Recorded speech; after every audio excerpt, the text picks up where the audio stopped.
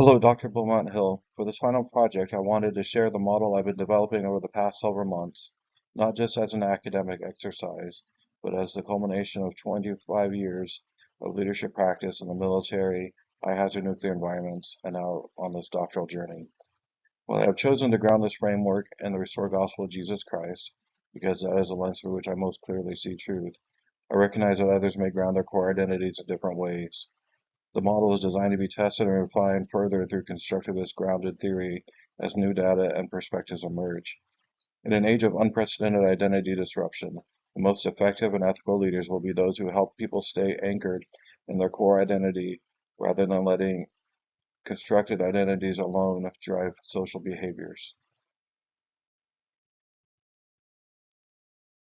My model began with a simple but powerful framework coming from my faith tradition, the Children and Youth Program model that recognizes human development happens across four integrated domains: physical, intellectual, social, and spiritual. This became the foundation for how I understood the whole person, and this model comes from the Bible verse that describes how Jesus grew in his youth.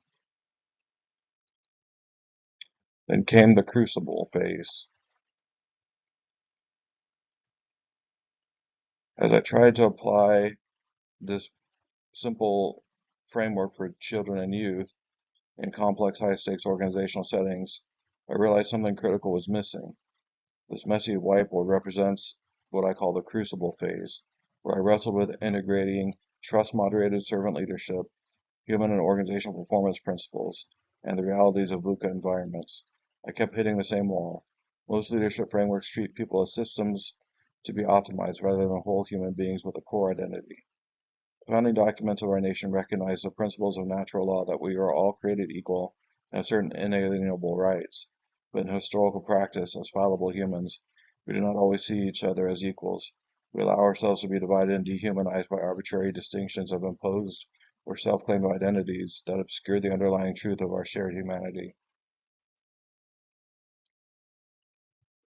Then, during the immersion period of this course, a profound convergence occurred. A classmate, Michelle Voyager, shared her working model of servant leadership superimposed over an Athabascan medicine wheel. I was stunned. As Linda Tynan and other indigenous scholars have shown, thousands of years of relational epistemology mapped almost perfectly onto the architecture I have been trying to build, starting from a theological and practitioner lens. Both frameworks understand that when any part of the person is neglected or out of balance, the whole person becomes deformed.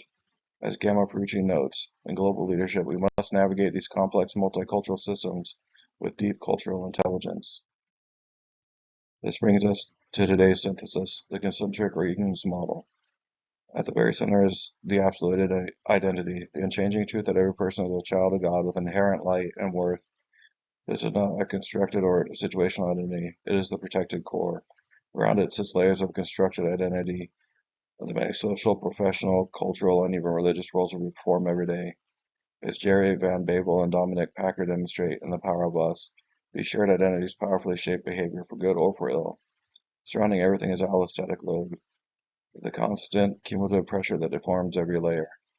The green arrow cutting through the noise is trust moderation, only force strong enough to help meaningful influence actually reach the core. This echoes Martin Buber's I Thou relationship and Robert Greenleaf's call for servant leadership that honors the full humanity of every person. What has been most striking is how closely this human model mirrors the architecture of advanced AI systems.